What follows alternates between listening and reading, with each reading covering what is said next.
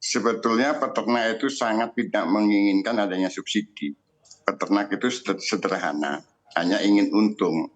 Karena tahun 2020 sudah dicoba langsung oleh Pak Presiden.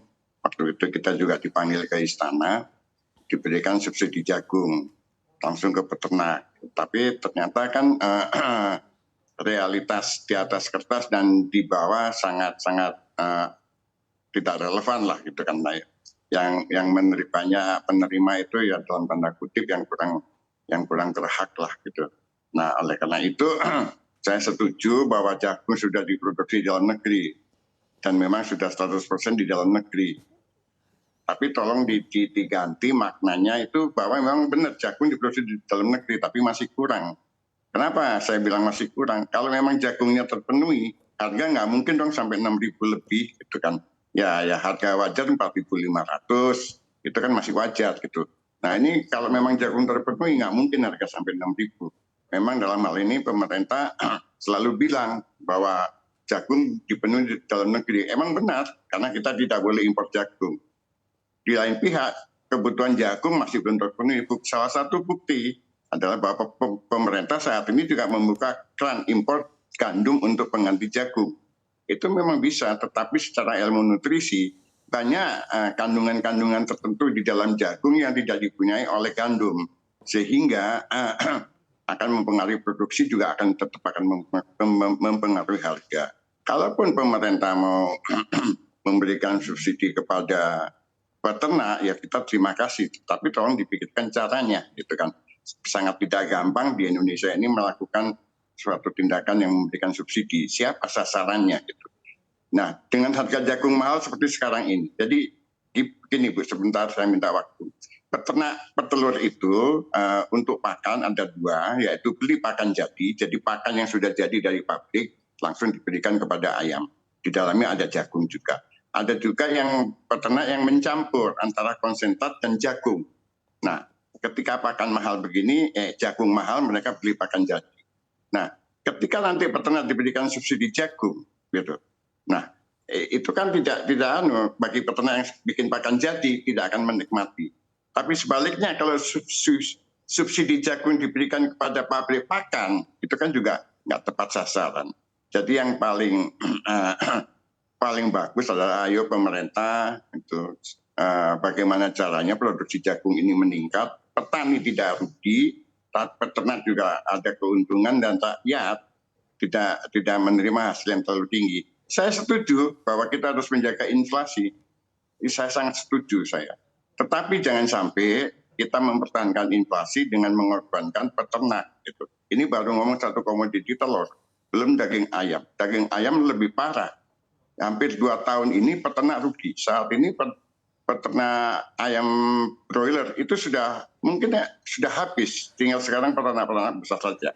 Oleh karena itu kita bikin kebijakan yang bisa dilaksanakan. Sebetulnya Bu, pemerintah sudah banyak perhatian. Ada Bapanas, ada Satgas Pangan, ada Kemenko, ya, ada Kementerian Perdagangan. Semuanya sudah bagus membuat aturan-aturan, tinggal pelaksanaan.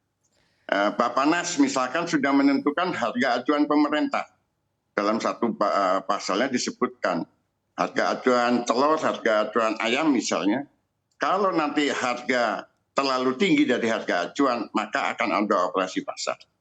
Apabila harga di bawah harga acuan, maka pemerintah akan membeli melalui BUMN. Alhamdulillah hari ini belum berjalan seperti yang diinginkan.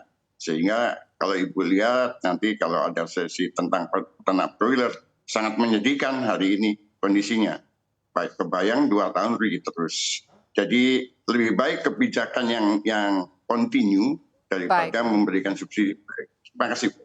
Saya membahas ke Pak Heri mengenai sebetulnya perlu tidak sih begitu ya subsidi untuk pakan begitu ya agar ini nantinya berdampak baik juga kepada harga telur dan juga harga ayam. Tapi kalau menurut pandangan dari Pak Heri mungkin perlu dievaluasi lagi subsidi ini akan seperti apa caranya, tolak ukurnya seperti apa yang berhak untuk menerima dari subsidinya. Tapi saya kemudian ingin menanyakan kepada Pak Sudaryono, kalau dari kacamata Anda sendiri perlu tidak adanya subsidi kepada artinya daya angkut begitu ya untuk bisa menekan harga yang kalau dilihat saat ini memang cukup tinggi begitu kenaikannya. Baik, Kalau kita lihat ya, sebetulnya biaya angkutan itu tidak seberapa menyumbang dari harga komoditi itu sendiri ya sebetulnya. Jadi kalau pandangan kami itu kami sudah jelaskan juga di ya misalnya kenaikan telur di periode yang lalu ya kalau nggak salah akhir tahun lalu itu kan juga telur juga naik signifikan. Kemudian juga disampaikan kalau itu karena distribusi yang mahal dan seterusnya. Jadi distribusi itu hanya menyumbang sekitar 2,5 sampai maksimal 5% dari harga. Jadi sebetulnya kalau dari kami sih untuk distribusi saya kira bukan menjadi masalah utama ya. Kalau kami pandang ya, kalau kami lihat berdasarkan apa yang kami lihat gitu, teman-teman pedagang ini kan berhubungan dengan peternak gitu, berhubungan dengan pengepul dan seterusnya. Memang saya sangat sependapat apa yang disampaikan tadi. Ini masalahnya di hulu. Jadi mengenai pakan yang mahal, jagung yang mahal dan seterusnya. Jadi ini menjadi perhatian dan kami tentu sangat pro ya dengan adanya kemandirian. Apapun itu yang harus dilakukan, hanya memang yang kami di forum ini kami ingin sampaikan, kami menginginkan quick win. Jadi kami ingin ada penyelesaian dalam jangka waktu yang cepat. Ya karena ini memang sudah cukup lama kenaikan harga ini. Jadi kasihan masyarakat begitu. Jadi kami ingin ada quick win. Dan yang kedua, quick win itu biasanya kan dengan operasi pasar. Nah, operasi pasar itu juga kami tidak sependapat kalau misalnya dinas-dinas kemudian menjual harga barang di pasar gitu dengan harga yang murah, itu yang mati pedagang pasar. Jadi kalaupun ada operasi pasar sebagai antisipasi action yang dilakukan untuk quick win tadi menurunkan harga dengan waktu yang cepat, kami ingin pedagang pasar itu dilibatkan. Jadi operasi pasarnya di pasar yang dilakukan oleh pedagang pasarnya gitu. Jadi jangan sampai kepala dinas jualan di pasar ya. Tentu kepala dinasnya kan digaji sama negara ya pasti pedagangnya yang merugi gitu. Itu poin nomor 2. Kemudian poin yang nomor 3 ya tentu kemandirian bahan baku, kemudian jagung, apakah perlu impor jagung dan seterusnya itu saya kira juga harus perlu ditinjau gitu ya. Karena sekali lagi ini kalau tidak akan berlarut dan berulang dan seterusnya. Apa yang menyebabkan jagung itu mahal? Kenapa misalnya tidak impor jagung? Kenapa harus impor gandum dan seterusnya? Kami sangat mendukung dengan kebijakan Pak Jokowi sebetulnya, misalnya mengenai food estate gitu ya.